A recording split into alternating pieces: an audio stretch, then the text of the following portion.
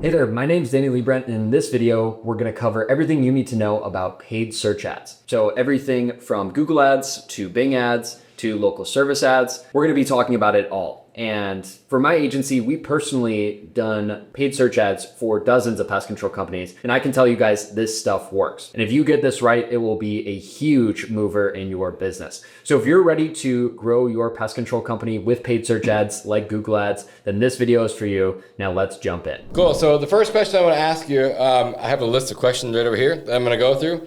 What campaign structure works best for pest control companies when it comes to Google ads?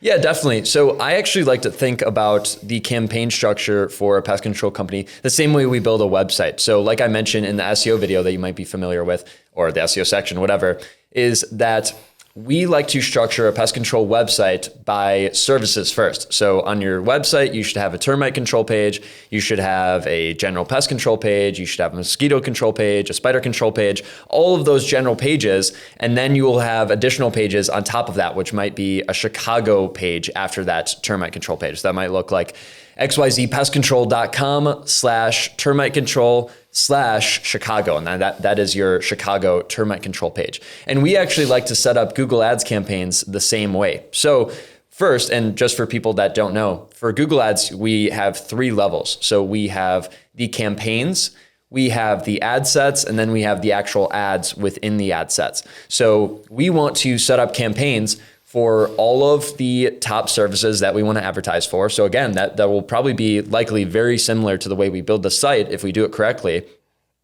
We should have a campaign for termite control. We should have a campaign for mosquito control, a campaign for all of the different really main services that we provide. And we want to pay money to get those services. Then we want to set up ad sets regarding each of the different cities. And then we can have ads for each of really setting up different ads for each of those cities, and then changing those out, seeing what works best. We might be doing slightly different ad copy and slightly different targeting on each of those to figure out which one is best within that ad set of that city. Yeah, that's awesome. Should you use separate campaigns for each pest type? Yeah, you should. So that's basically what I mentioned, that a lot of people, they might get this wrong. They might just set up one campaign, and you guys are probably familiar with this, Facebook ads. Yeah. You should set up many different campaigns. And this, again, goes into structure, that things get really messed up. And actually, Google doesn't like this. When Google sees that you only set up one campaign and it's all under one thing, then you can't track it properly. They are all meshed together. You can't get a good quality score. This is just something that is advised against. So ideally, we should have different campaigns for different things. So if we're doing specific campaigns for different services or whatever, we want to advertise for different services, we need to make sure that those are split up. Yeah, I like that. You see a lot of people going towards this way now, but because I think Google's pushing this, but what's the difference between performance max, search ads, and display ads? Yeah, definitely. So those are really the 3 main kind of types of Google ads. They now have AI Max, which we'll talk about a little bit later in this video. So Performance Max is fairly recent. It's come out, I believe, in the past few years or so. And Performance Max, what it is, it will show up across all of Google's platforms. So instead of just showing up on Google, now PMax ads, Performance Max, PMax, whatever you want to call it, will show up in people's Gmail. So you may have seen this, that you'll see a little ad at the top of your Gmail. That's PMax. You might see that you get some like kind of side ads or some banner ads on YouTube. That's also part of PMax. And those are kind of really the 2 main additional platforms, but it also sometimes goes on other platforms that Google owns. So really, PMax is more for brand awareness. So if you just want to get in front of as many people as possible, you want them to see you in your inbox, or in their inbox and on their YouTube and maybe some of these other Google assets, then that's a good one. That's definitely more for brand awareness, but we have to be aware of that we're not going to be seeing so much of like a direct conversion from those. Again, more brand awareness.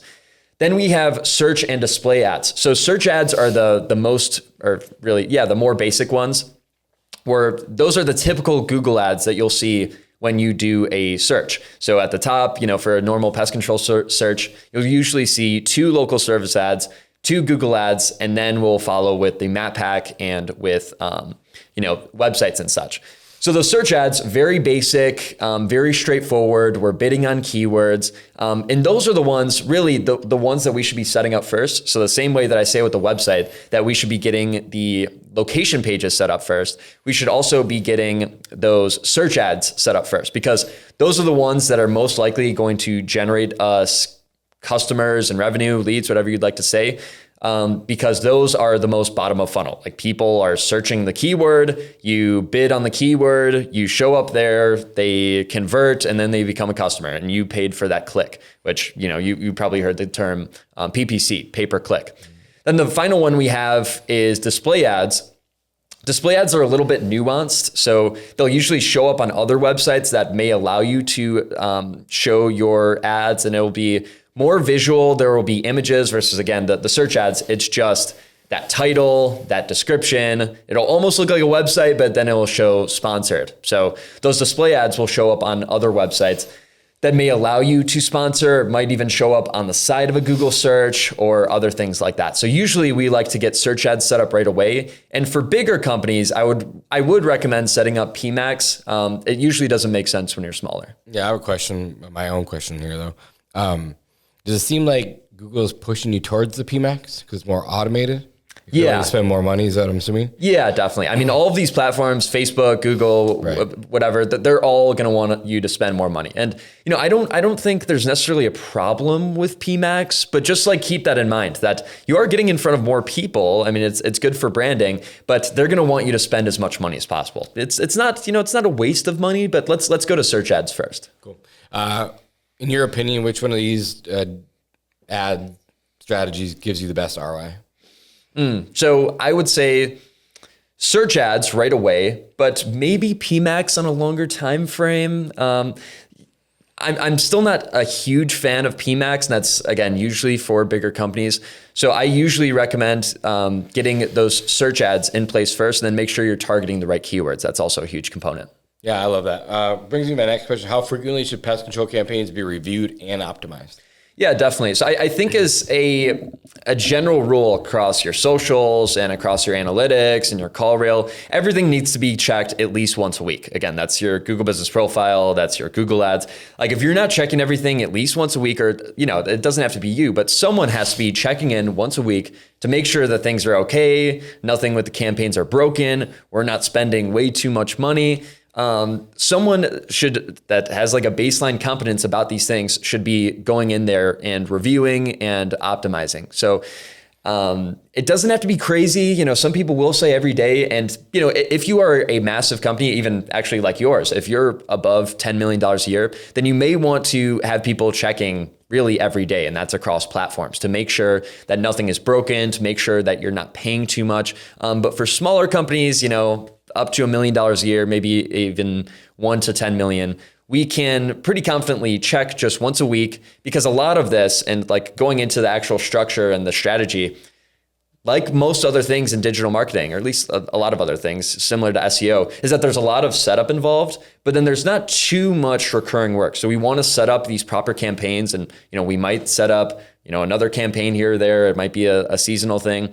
But for the most part, there's a lot of setup required. That's going to be the bulk of the work. And then, we just check in every week, maybe twice a week, 3 times a week, and we can see how they're performing. Yeah, it's great information too, because we mentioned my company in Colorado. Yeah. We ran into an issue early on in the year too, where, our Google My Business was set up with a call rail number, and that call rail number, that wasn't connected, anything, it just died. Luckily, we caught it within a week's time, because we were checking in on it every few days, but we probably still lost 30 to 40 leads in those 2 days. Yeah. Which is a killer. Obviously, we still have the phone number, you call them back, but at that point, it's probably too late. But yeah, great information. And that kind of segue into the next thing. You brought up AI Max. Can you tell us a little bit about that too? Yeah, AI Max is a really interesting one. So this has just come out in the past few months or so, depending on when you're watching this. It came out fairly early 2025. And this seems like this is where search, or really actually advertising platforms, are moving towards.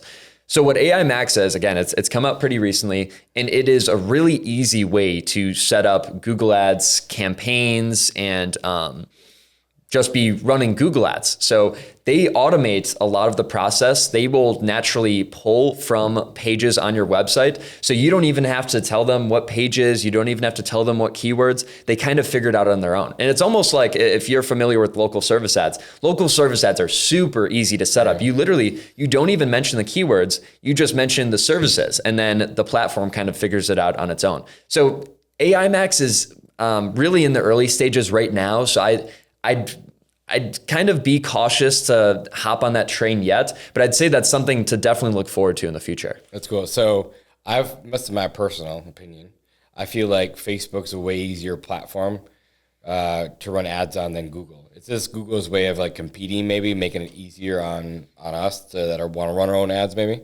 Definitely. No, Facebook has made it way easier recently, and Google has still been pretty complex. It hasn't been very user friendly. Now, again, local service ads was a great item. That's kind of separate, and that has been super big in the home services space. But still, Google ads themselves have been very hard to set up. So yeah, that's also kind of part of this. Is that like if you really are running pro ads, then it probably just makes sense to, as in like you have some kind of professional expert setting them up, then they should be setting up those complex campaigns. Versus if you're setting them up yourself, again, I'd probably advise against this. It's pretty early with AI Max, but you can potentially just set up a pretty easy AI Max campaign in the future. Yeah, I might be getting ahead of myself here, but I'm curious myself. So like a lot of us, the ad stuff, you got to do negative keywords too. So if you run AI Max as well, I'm sure it's going to do all the negative keywords for you as well. It handles just about everything. Right. It's nuts. Again, this is like super recent. I haven't even personally used it, but I've just done a good amount of research on it. But that's the whole goal. And that's really where everything in digital is going. That these platforms are trying to make it as easy as possible to use. You think of like Amazon. Amazon completely revolutionized the distribution market of real products because they make it so easy, like the one click to purchase. You already have an account, you already have all your information there. It's so easy to buy things. And especially something like Google makes, I forget it, it might be like 80 to 90% of all of their money from Google ads. Yeah. So they really want to make it as easy as possible for people to run Google ads so that they can make more money. Yeah, awesome. I have one last question for you. How do you track Google Ads performance? Definitely. Okay, this is a good wrap up. So we need to connect our Google Ads account to our Google Analytics account. So that's the first item, which I've mentioned this before, many times before. We need to have Google Analytics set up and properly integrated with our website. Once we do that, then we can connect it to our Google Search Console and to our Google Ads account. So first, obviously you'll have to set up all these accounts. You want to make sure that they're in place, that they're actually tracking, make sure that we actually have the right accounts. And obviously Google Analytics is the first thing that we need set up. That is really like the core of this. Then once we have that, Google has actually made Google Analytics easier too. They've made it so what you do in Google Analytics is they will have key events or conversion events, whatever you want to call them, of the things that you track on your Google Analytics of your website. And that might be a form fill. That might be of, someone spending a lot of time on your website or going to several different pages or clicking to call, any of those different things. Google Analytics has actually been better about just setting this up for you. I've seen this several times, but occasionally, and you'll still want to like have someone check this for you just to make sure you have all the conversion events in place. But that goes for organic as well as for paid. So you have those conversion events in place, and now you also set those up for Google Ads. So you'll want to make sure that those two are tied. And once you go into your Google Ads account, you can see are these different things being tracked in Google Analytics and setting the different phone numbers? And that's another component is, do you have something like CallRail in place? Do we have different phone numbers for the Google Ads? And really, we should have a different phone number for each campaign in Google Ads. We should have a different one, maybe just one for the website, or we could even have one for the different, cities of the website, one for each Google Business Profile. So that's arguably the biggest one, because really what we're looking for here is calls, that we need to make sure that we are tracking the calls properly and we know how many are coming from each campaign. Yeah. What audience characteristics should your pest control ads target? Yeah, definitely. So the easiest... Like we talked a lot about this already. Yeah, no, we have, but still we can cover it. Something really easy that we can identify, and obviously this is non-negotiable, is where we are geo-targeting. That we need to make sure that the ads are showing up in the right area. And you'd be surprised at how many people get this wrong. I've seen Google Ads campaigns of it might be, a white label agency setting them up, or it might be a virtual assistant setting them up.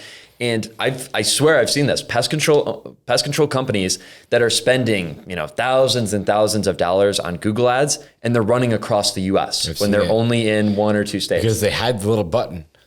Yeah, I've only done Google Ads a few times because I rely on people like yourself, but I just know there's a little button at the bottom that I missed. So God, I mean, to cut you off, but yeah, I've seen the same thing. Like they set it up right away and like literally distribute it to everyone. Yeah. Not just in our little city. Yeah. So that's a super easy thing to do. We need to make sure that we are targeting the right area. Really, if that's not being done, then nothing else matters. And again, I always like to make the analogy or the comparison to the website and the other things. Like on our website, we should also be geo-targeting. Like we should have dedicated pages talking about the areas that we're doing. So this is like the really interesting intersection between the website and Google Ads, that they're not the same thing, but it's organic versus paid, but they are very similar in that regard of like, again, on your website, you might have like a termite control page. A lot of companies, I've looked at so many different pest control websites, and they will have a termite control page, and they will have, a mosquito control page, and a general pest control page, and a spider control page, and an ant control page. And that's all great, but there's no geo-targeting. They're not talking about the city at all, and specifically like actually having a dedicated page for each city, and even the city combined with the service. So how can you expect to rank in that area? In the same way, how can you expect your Google Ads to show if you're targeting the whole US? And essentially, like if you try to sell to everyone, you're going to get no one, because it's so competitive. And obviously, I mean, it's just, I don't even have to go in this much depth with Google Ads. It's pretty obvious that you are targeting people in a specific area. And then the other aspect of targeting is what actual keywords to use, which I'm not sure if we're going to get into this after, but I'll cover this briefly here. That there are 3 different kinds of keywords regarding your Google Ads. So there is exact match, there is phrase match, and there is broad match. So exact match means that you only want to show up for that exact keyword. Yeah. Then we have phrase match, which is you have that exact keyword, but it might show up slightly different in the search. So we're going to be targeting that area. And let's say we do, phrase match. In that, So if you have the phrase match of pest control, then you would show up in a search that is pest control near me, or how do I do pest control do it yourself. So that one can be a little bit risky. Pest control near me would probably be a safer one there. And then the other one we have is broad match. So usually I advise against this, at least initially, because broad match is Google kind of just interpreting what the search will be. And this is kind of like how search is evolving in real time, that it will be more broad match-esque, and it will be more things like AI Max, because the searches are becoming more and more complex. People are used to doing a Google search, trying to keep it as concise as possible, just like, okay, here's what I want to see, just like here's 3-4 words. But now what it's becoming, as more and more people are using ChatGPT, and AI mode is kind of taking over Google search. That's, the head of search at Google is saying that AI mode is the future, which is essentially almost like a hybrid between Google search and something like ChatGPT. People are doing much longer searches on these platforms. So broad match does come into play there, where, there are some of these keywords, like you just can't account for every single keyword. And there are some of these phrases, like someone might say like 10 sentences about what they want in a pest control company. So like, how are you going to exact match or phrase match that? It's going to be a lot tougher. So it does come into play in that sense, but those are also the 3 kind of keywords that we need to be aware of, the 3 types of keywords of what we're targeting. Awesome. How should you adjust for targeting seasonality? Yeah, seasonality is a good one. So we always want to, so we have our base campaigns, like we've already talked about, of different pests and such. And we have also the ad sets within the different cities. Now, the smaller cities and the smaller ad sets, we probably don't have to go into each one, just because it can kind of get tedious if we have like 20 campaigns set up. But for, I'd say at least like our top, 5 to 10 campaigns, it would make sense to run a dedicated ad or maybe even ads targeting that particular season, talking about, oh, okay, hey, we have a discount in fall, or, make sure to watch out for these kinds of pests in winter. So it's not a huge deal, but that's definitely a good add-on that we can have, is targeting seasonality. And we can even edit our existing ads and just put that extra headline in there. That's awesome. Are there demographic targeting options worthwhile for pest control companies?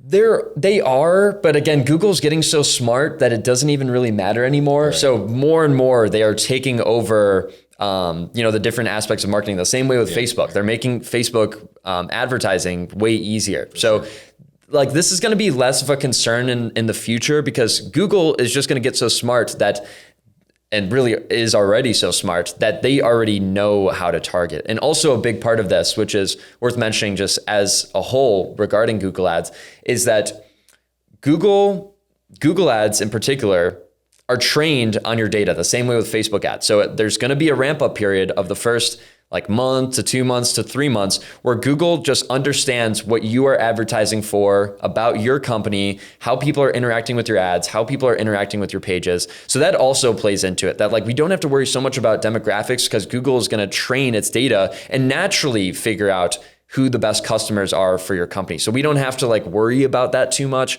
Google is already kind of going to take care of that over a long enough time, because they're optimizing to make you money so you keep spending money on their platform. Yeah, that's great. How do keywords, demographics, and geographies interact for optimal targeting? Yeah, definitely. That's a tongue twister. That is a tongue twister. So yeah, the demographics between the people versus where they're actually at. I mean, like I said before, the geographics is the most important. If we're not targeting the right area, radius, or is that by zip code? How does it work in there? Yeah, that's generally by zip code, or if you want to choose by city, kind of the same as local service ads are. But I guess maybe the question here is how do those two interact with each other? Right. So you have the people that are in that city, and then you have the keywords that you're using for that city, and you're targeting those people. And where this plays in, and like I was saying earlier, that Google will test, and what you should do when you're setting up your ads and such is that you have different headlines and different descriptions for each of your ads. So you might make 10 headlines and 10 descriptions, whatever you'd like to do. You can do as little as 2 on each, or you can do almost as many as you'd want. And then Google will naturally, like I said, Google's taking over more and more of the process. So Google will naturally test and figure out what's best. So it's not even you have to fully understand it, but you just have to create a good solid section of ads, which really you could even use ChatGPT, or Google actually even has you can generate ads within their platform too. So they make it super easy. So you don't have to worry too much about that. Awesome. Last question. Which negative keywords are most important for pest control companies? That's a good question. So one of the top ones we want to mention, I would say, might be other company names, because we don't want to show up for other companies.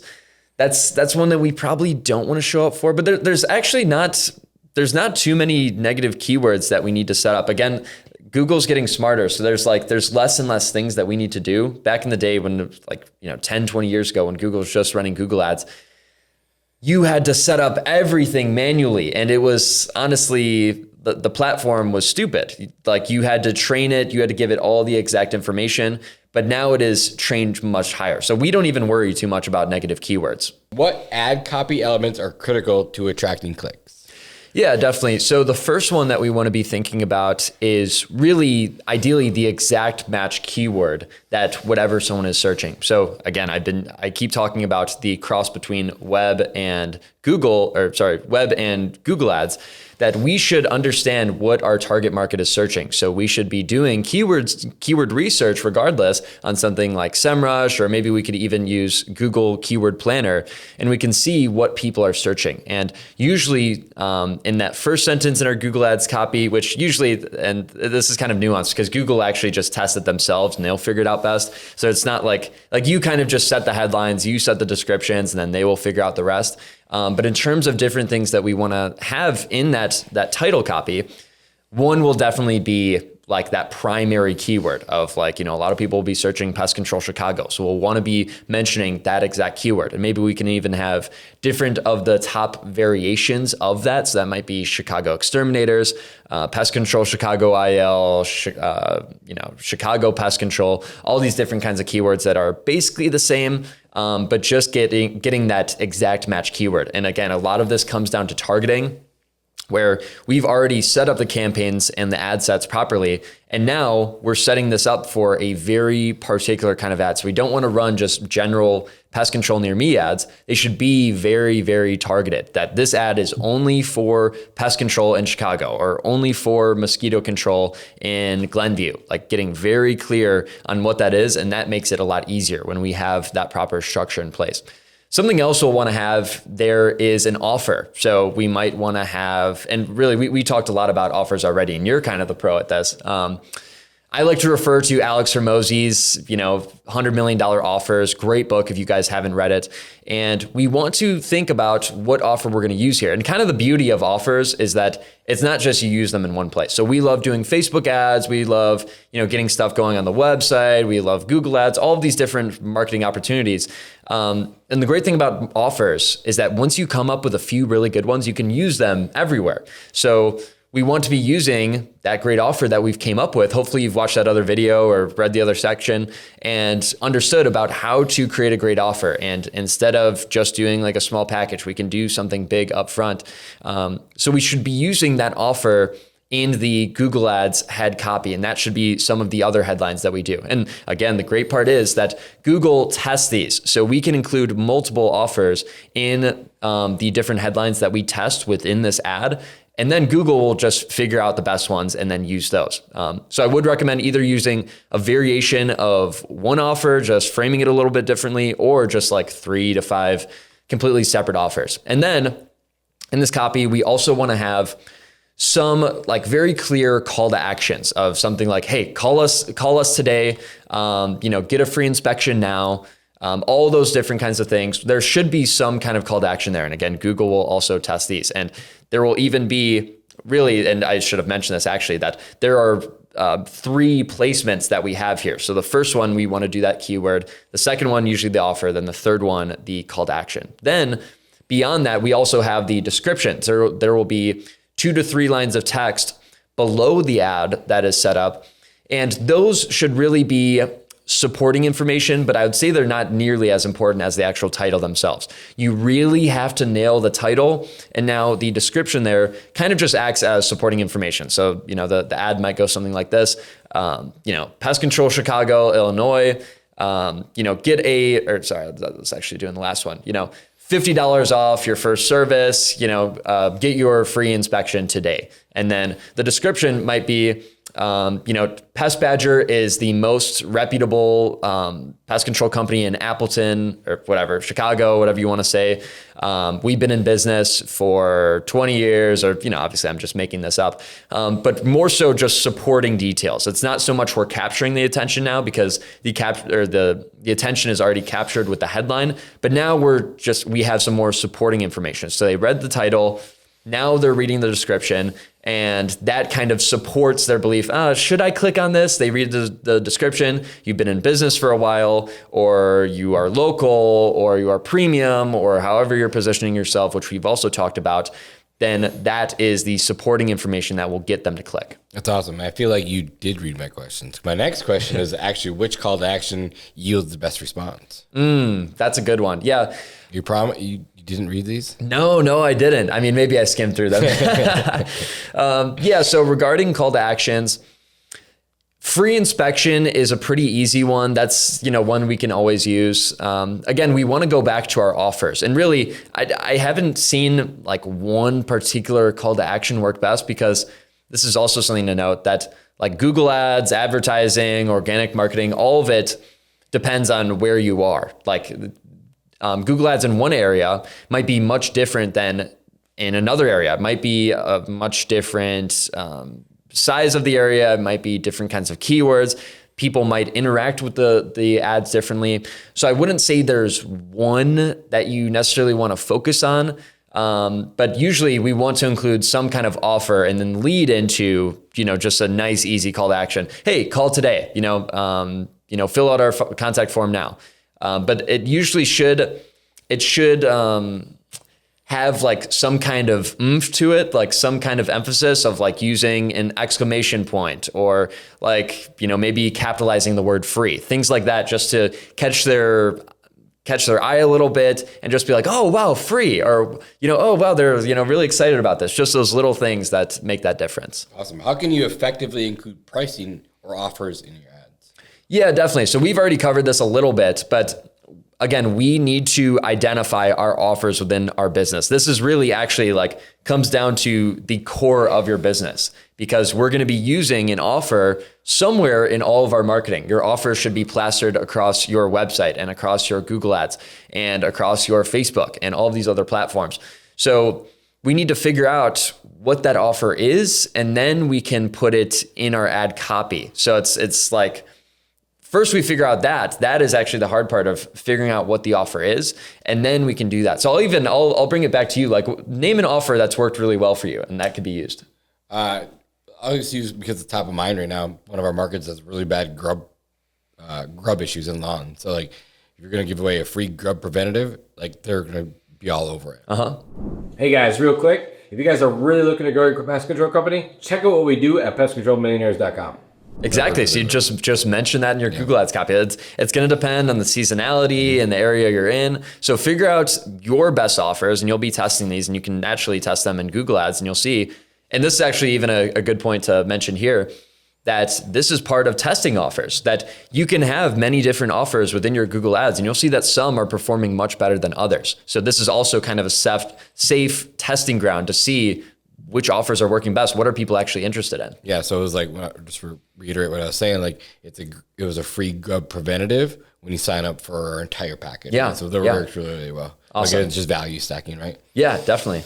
Yeah. Awesome. And the next question, which is actually a really good question. Should your ad copy focus more on urgency or trust on Google? That's a good one. I would almost say that the headline should really be not necessarily about urgency. I don't know if that's the right word, but just overall attention grabbing. We need to grab the attention at all costs, but then the description can be more trust building, more demonstrating our reputation, our trust, and all of those different things, maybe how many reviews we have and such. So the headline, really, we need to grab the attention at all costs, but then we have that supporting information, because again, if we can't grab their attention, then nothing else matters. Like you've mentioned before, like the hook is 80% of it, and that is the title there. And then we have that kind of affirming description below that. That doesn't matter too much, but it's kind of just like you've kind of hooked them emotionally, and now you have to get them fully sold logically. Yeah, cool. And then last question for you. How do you test ad copy variations for continual improvement on Google? Yeah, definitely. So there's that kind of initial testing load, I guess you could say, of you might test 10 different headlines or so. And Google will naturally flesh out, like I've said, tons of times at this point, Google will naturally figure out what the best headlines are. So you could potentially just stick with those headlines that it has naturally figured out. But I think it would be useful, and we usually recommend this, of going in every month or so and putting in new headlines, which again, this is like, it's almost overkill, and you kind of need a Google Ads person or some kind of agency taking care of this. But if you do, then it is worth it to go into your top campaigns and checking like, hey, are we actually like, okay, this set of headlines is working really well. All the rest of them suck. Like, can we put some more in that might match that or even exceed that? Because everything about marketing and advertising is testing. Like, can we get an initial group of testing that works pretty well, and then we'll test even more, and then that will work even better. And then, but by the time we're testing for over a year, that will be really, really good. What key differences between Bing ads and Google ads for pest control? Like, what's the difference between those two? Yeah, definitely. So they are fairly similar, but I will jump into the differences here. So number one, obviously Google is much bigger. They take about 93%, maybe 90% now of the search market, whereas Bing ads, technically they only take about 6%, but they actually own these other companies as well, and these other search engines like Yahoo, DuckDuckGo, AOL, and these other companies. So they actually own those, which actually gives them some more search engine market share. Something else to consider there is that Bing typically has an older crowd, so it will be typically people over 35 years old. And they will also typically be on desktop. So Google is more mobile, and also, something with Google is that they're directly integrated with every single Apple iPhone. So a lot of people in the US have iPhones. When you just get a new iPhone or whatever, you go on Safari, it is automatically connected to Google. And that's because they've made a deal with Google. Versus Bing, they are mostly on desktop. And again, any of the older crowd, like my dad who searches on AOL, that is going to be, that's actually part of Bing technically, because Bing owns AOL and DuckDuckGo and Yahoo and these other different search engines. So that's probably the big three characteristics, is that Yahoo's much smaller.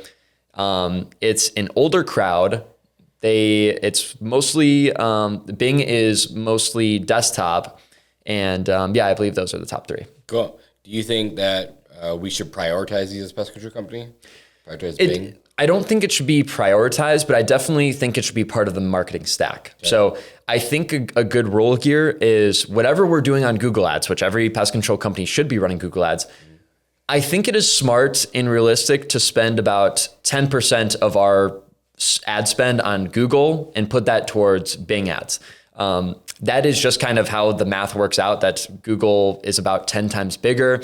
And why not collect all these customers from Bing? And actually something I forgot to mention, I'm glad that this came to mind, is that Bing is also usually cheaper. There's usually a lower cost per click because a lot of people aren't using them. So I went to a conference years ago and I heard someone talking about Bing ads and they were saying like, it's a big opportunity or whatever. I was like, no way, dude, like who uses Bing? But like regardless, even if 5%, 10% of people use Bing, why wouldn't you want to show up in front of them? And especially for pest control, you want to be targeting homeowners. Those homeowners are in that demographic of usually using desktop and being, over 35 years old. Yeah, that was actually my next question, believe it or not. No way. Yeah, it was like, how do cost per click typically compare between Bing and Google? Oh, yeah. Okay, so I'll dive into this a little bit more.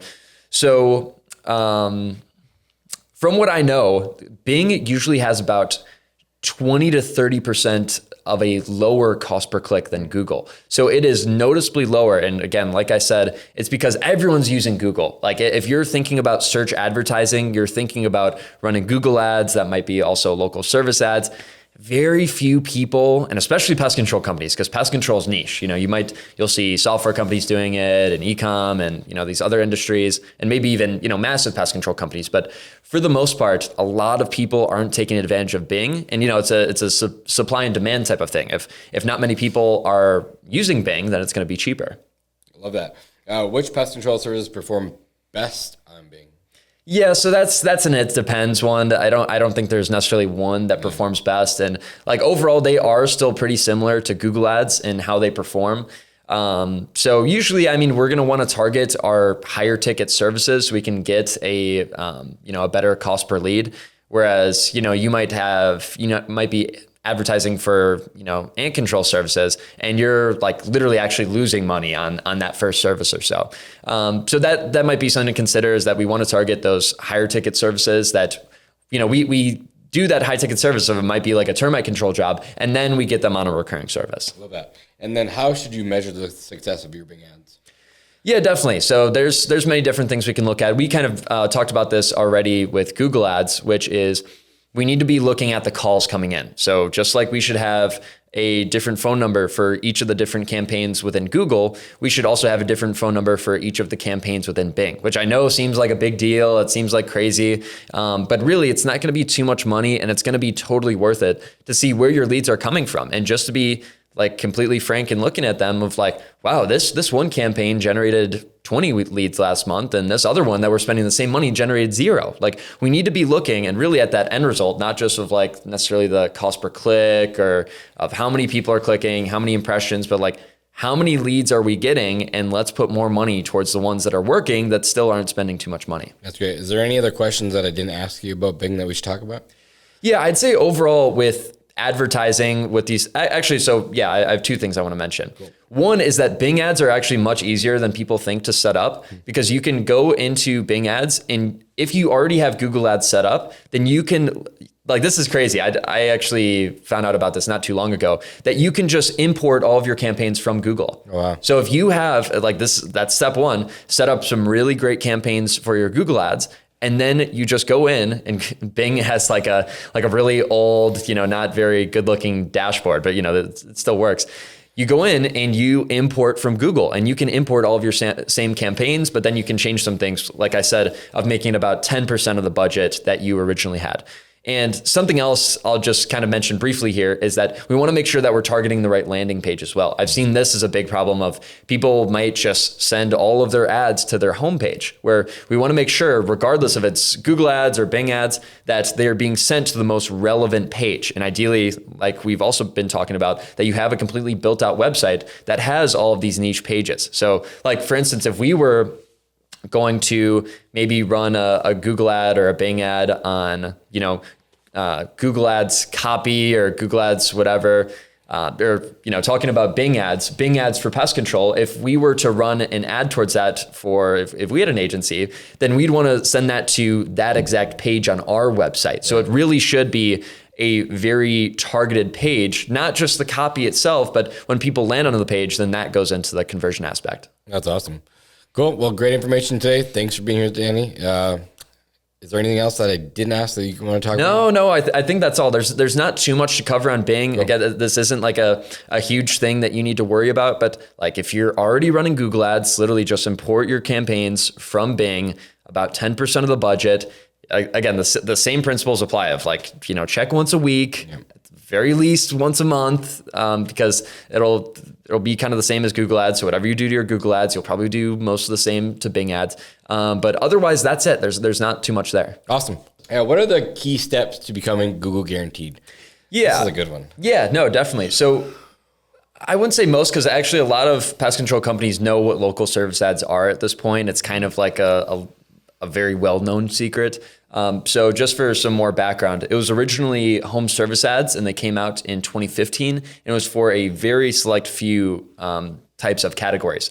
Now they've been rebranded to local service ads, and if I'm correct, I believe they came out for pest control in either 2020 or 2021, kind of like in that range. So they are still fairly new. Obviously, we're recording here in 2025. So they just came out a few years ago, and the first few years they were totally gold. They were totally crazy. And now a lot of companies have started to catch on. A lot more people are using them. And honestly, part of that's my fault. I tell a lot of companies to set them up. So yeah, local service ads, super important. Every pest control company should at least try them out, because they're also very easy. So it's not the same thing as like, oh, well, just try out Google ads or just try out Facebook ads. Like, I get that feels very overwhelming and it's kind of crazy, but local service ads are actually very straightforward, and I call it an owner-friendly platform. That is something that you can do as a PCO. It doesn't take an agency or virtual assistants, whatever. Like, this is something that you can actually do yourself. So the steps to actually getting that set up, getting that going, is you search up local service ads, you click there, and then you click get started. And then it will take you through a sign up process. So through that sign up process, and also you mentioned Google guaranteed in the question. Yeah. Some people, just to be clear, some people don't know this. Google guaranteed means the same thing as local service ads. So if you are Google guaranteed, you have the Google guaranteed badge, and that's what shows up as a sponsored section on Google. That's a local service ad. So if you are Google guaranteed, that means you are running local service ad, just for that distinction. So you're signing up for local service ads. You're going to have to give some basic information to start of, your name, your business, and your business information, how many techs you have. I don't think it asks for revenue. It's been a while since. Yeah, insurance, like all of that branding. All of that kind of basic company information. It'll ask, depending on where you are and such. It'll ask for maybe your LLC and other business information, but it shouldn't take too long to get set up. It takes maybe 20 minutes or so, depending on if you have to collect all of those documents and such. And then you will get verified. So it might take, a week or 2 weeks. That's kind of the standard time frame to get verified. And then you will get an email from Google saying, hey, congrats, you are Google guaranteed. Welcome to the local service ads program. And now you can start running local service ads. So, that's really the first question that's when you set up that account, when you get verified, then you have Google guaranteed. Awesome. And then how can you optimize your local service ads? Okay. Yeah, so there's not too many things you can do actually. Local service ads are very basic, and this is why it's an owner-friendly platform, is because there's not too much to do. So some things that we want to have there to make sure that we have, of like the very few things that we can customize, is we want to make sure that we have great photos on there. So you can add, I believe, up to 20 photos on your local service ad. It's either 10 or 20 photos on your local service ads. We want to make sure that those are really quality, really relevant. There should be people in the photos, just like all the other photos we use. It should be a quality picture of people, maybe it's your technicians. And really, I kind of just like framing it as your technicians smiling, doing something. So there's your technician smiling in the van, your technician smiling, spraying, your technician smiling in the attic, like, but whatever, just like technician smiling, doing something is a really good combination. And also, ideally the photo is well lit and such. And, maybe also having some team photos. Maybe you can just have an outside photo of the truck. It doesn't necessarily have to have the technician in it. But those are some simple things you can do regarding photos, because I've seen a lot of companies, either they add like 2 photos or they add a lot of photos and it's just like a blurry picture of a raccoon and ants. Like, dude, come on. So some other ones that we have there are the services that we add on the local service ads account. So this isn't even so much of like optimization, but it's just like, are we actually correct here? And do we want to spend money on these services? So I believe for pest control, there's either 11 or 12 services we can add on our local service ads account. So that would be, bed bug extermination, ant control, spider control, kind of general pests, mosquito, all these different things. Lion, insect, yeah, rodent, yeah. 100%. Inspection. I think wildlife's on there. Yeah, I think so. So first off, you want to make sure if you don't provide any of those services, then don't check those boxes. And like you might have you might have an agency do it or something like that. So you want to make sure that those are correct, that you're not advertising for services that you don't even do, because then you might get leads coming in, they're calling, and then you end up getting charged for those leads. Maybe even not, but still, just why get calls for things that you don't provide. And then something else there is that companies may want to consider only doing the more pricey services. So I'm working with this company in California, and their cost per lead is ridiculous. They're paying like, I think, 150 or so cost per lead. And what they did, and what I slightly advised them to do, is that like, let's get rid of those super low tier services that you don't want to pay for. And it actually doesn't make sense for you financially anymore. And this is kind of the thing that's gone on with local services now, is that local service ads is that they're much more expensive because everyone's running them. Back in the day when no one was running them, it was much cheaper, but yeah, now they're going to be much more expensive, unfortunately.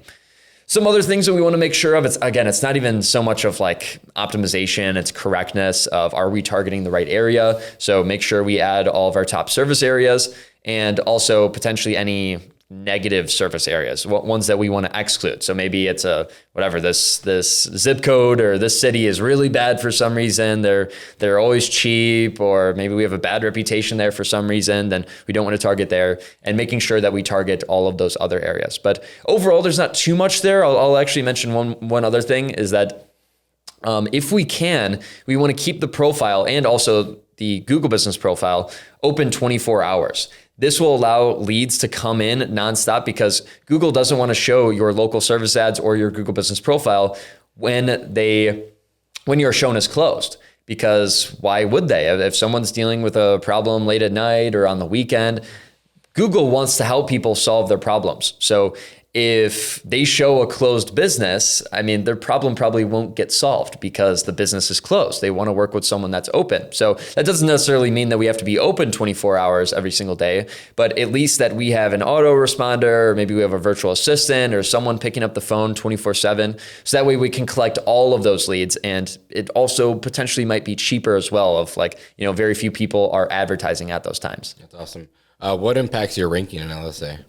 Yeah, so a huge part of ranking on LSA, just like Google Business Profile, again, there's like this really interesting overlap between paid and organic with all kinds of different platforms. There's the overlap with local service ads and Google Business Profile, with Google Ads and the website. So one I was going to mention here is the reviews that you have. So the reviews on your Google Business Profile, which are tied to your local service ads account now, they actually just implemented this about a year ago or so, that now your local service ads account has to be tied to a Google Business Profile, because a lot of people like in the Philippines and Pakistan, whatever, they were creating basically fake local service ads accounts, and they were just running them everywhere. And, maybe there was 10,000 or so that had to get removed because none of them were tied to a Google Business Profile. So now they are more trustworthy because these Google Business Profiles usually have an address, they usually have some history, have some reviews, which all tie into trust.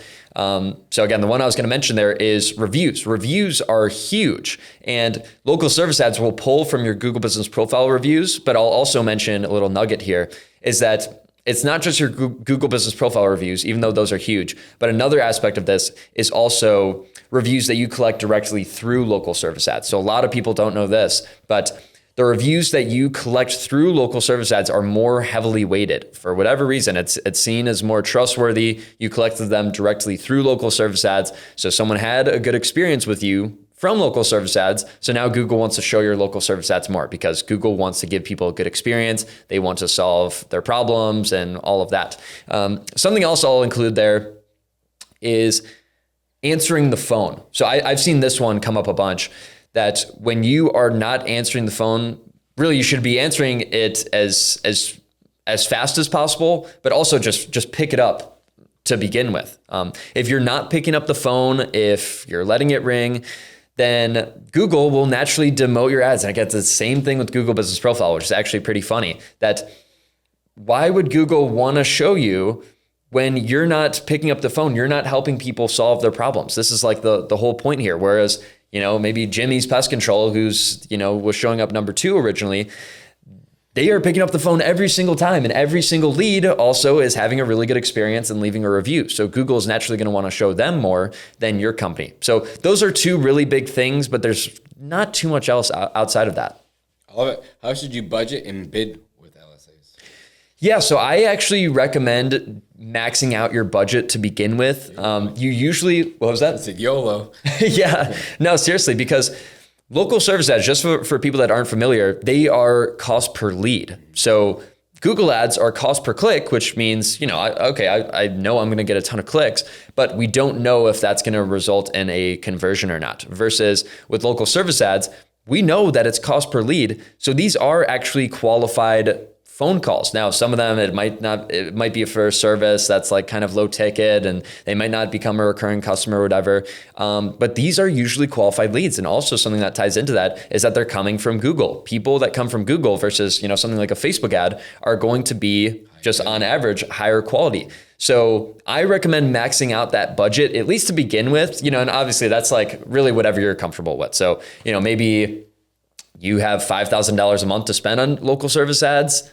Put that just set the budget there, because also what local service ads will do, they will purposely start to fall off and try not to spend your whole budget because everyone now is bidding on them. So it's like, oh, well, you set your budget at 5,000. Okay, we'll make sure to spend like 3,000. But this other company who's huge, they set their budget to 20,000. So we're going to spend like 15,000 of theirs. So we also want to have a pretty high budget there actually. And, we can modify that accordingly. I mean, maybe you're actually getting too many leads, but that's usually not the case because they're pretty competitive. Awesome. Last question for you around LSAs. How do you effectively manage leads generated by LSA? Yeah, definitely. So, obviously we need someone who's picking up the phone, but there's not too much else that goes into that.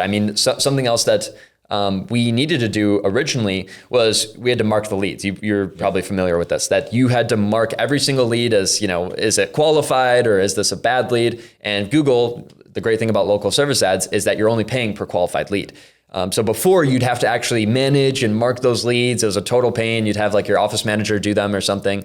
But now Google will automatically do it for you. Now it's not totally perfect, but that's something that has been taken off the list. Again, they're just trying to make things as easy for you as possible. So those are already taken care of. You want to make sure that you're picking up the phone. And overall, just like I said, with all the other platforms, someone just go in and check once a week. Make sure that we have the proper budget, making sure they're okay. Something we want to check is in the left column, we want to check policy violations. And there's also another one under that, which I actually forget, but they're basically the same thing of like, is Google okay with the ads that you're running? Sometimes they'll say, oh, your images are wrong for some reason, or we can't show ads in this area for some reason. There's some kind of policy violation there that you might have. So you also want to check those occasionally, and that your ads will actually still show with those, but they just might show less. So we want to make sure that we're not breaking any rules, that we're on Google's good side. Love it. Great information today. I'm all out of questions, but thanks for being here with us today. Absolutely. Thanks for having me on, Jones. See you. Hey guys, thanks for watching. I know that we really appreciate you guys taking the time with us here. If you guys have any questions, comments, make sure to throw them in the comment section below. And if you found this valuable, make sure to like and subscribe and to share with your friends who maybe own a service business themselves. Again, our goal here is to provide as much value to you guys as possible. Also, if you guys are really looking to grow your business, make sure to check out our website at pestcontrolmillionaires.com. We'll have the link below in the bio, and we'll also have a free school group for you guys to check out. So thanks for watching.